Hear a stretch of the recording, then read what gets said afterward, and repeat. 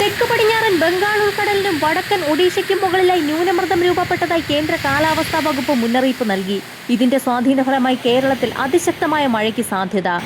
August 8, 9 തീയതികളിൽ ഒറ്റപ്പെട്ട സ്ഥലങ്ങളിൽ അതിശക്തമായ മഴയ്ക്കും കേരള ലക്ഷദ്വീപ് തീരങ്ങളിൽ മണിക്കൂറിൽ 40 മുതൽ 60 കിലോമീറ്റർ വരെ വേഗതയിൽ അതിശക്തമായ കാറ്റിനും സാധ്യതയുണ്ടെന്ന് മുന്നറിയിപ്പുണ്ട്. ഇതിന്റെ പശ്ചാത്തലത്തിൽ സംസ്ഥാനത്തെ വിവിധ ജില്ലകളിൽ കാലാവസ്ഥാ വകുപ്പ് ഓറഞ്ച്, യെല്ലോ അലർട്ടുകൾ അടക്കം പ്രഖ്യാപിച്ചു കഴിഞ്ഞു. ഇടുക്കി ജില്ലയിൽ അതിശക്തമായ മഴ തുടരുകയാണ്. ആലപ്പുഴ, കോട്ടയം ജില്ലകളുടെ താഴ്ന്ന മേഖലകൾ പൂർണ്ണമായും വെള്ളത്തിനടിയിലായി. സംസ്ഥാനത്തടുത്ത 3 മണിക്കൂറിൽ അതിതീവ്ര മഴയ്ക്ക് സാധ്യത. പത്തനംതിട്ട, ആലപ്പുഴ, കോട്ടയം, കോഴിക്കോട്, വയനാട്, കണ്ണൂർ, കാസർഗോഡ് ജില്ലകളിൽ കേന്ദ്ര കാലാവസ്ഥാ നിരീക്ഷണ വിഭാഗം ഓറഞ്ച് അലർട്ട് പ്രഖ്യാപിച്ചു. കൂടാതെ തിരുവനന്തപുരം, കൊല്ലം, ഇടുക്കി, എറണാകുളം, തൃശൂർ, പാലക്കാട്, മലപ്പുറം ജില്ലകളിൽ ഇന്ന് യെല്ലോ അലർട്ടും പ്രഖ്യാപിച്ചിട്ടുണ്ട്. നാളെ കോഴിക്കോട്, വയനാട്, കണ്ണൂർ, കാസർഗോഡ് ജില്ലകളിൽ യെല്ലോ അലർട്ട് പ്രഖ്യാപിച്ചു.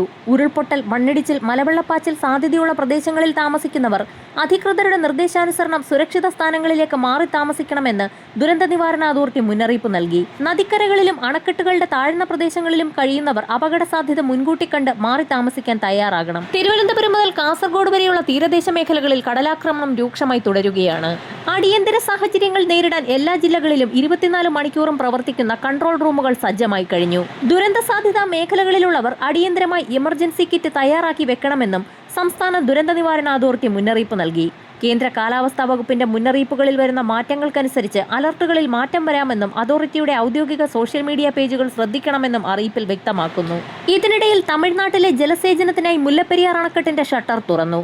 തേനി ജില്ലയിലെ കമ്പം താഴ്വരയിലുള്ള 14,707 ഏക്കർ സ്ഥലത്തെ ഒന്നാംഘട്ട നെൽകൃഷിക്കായി സെക്കൻഡിൽ 200 ഖനയടി വീതം 120 ദിവസത്തേക്കാണ് തുറന്നുവിടുന്നത്. അണക്കെട്ടിലേക്കുള്ള ശക്തമായ നീരൊഴുക്കിനെ തുടർന്ന് 24 മണിക്കൂറിനുള്ളിൽ മുല്ലപ്പെരിയാറിൽ ജലനിരപ്പിൽ 3 അടി ഉയർന്നു. ഡാമിലേക്കുള്ള കനത്ത നീരൊഴുക്ക് തുടരുകയാണ്. തേക്കടി കനാലിന് സമീപത്തെ തടയണയുടെ സംരക്ഷണ ഭിത്തി തകർന്നതിനാൽ കൊണ്ടുപോകുന്ന വെള്ളത്തിന്റെ അളവ് തമിഴ്നാട് കുറച്ചിരിക്കുകയാണ്. കനത്ത മഴ തുടരുന്ന സാഹചര്യത്തിൽ മലയോര മേഖലകളിലേക്കുള്ള രാത്രിയാത്ര ഒഴിവാക്കണമെന്ന് ദുരന്ത നിവാരണ അതോറിറ്റി മുന്നറിയിപ്പ് നൽകി.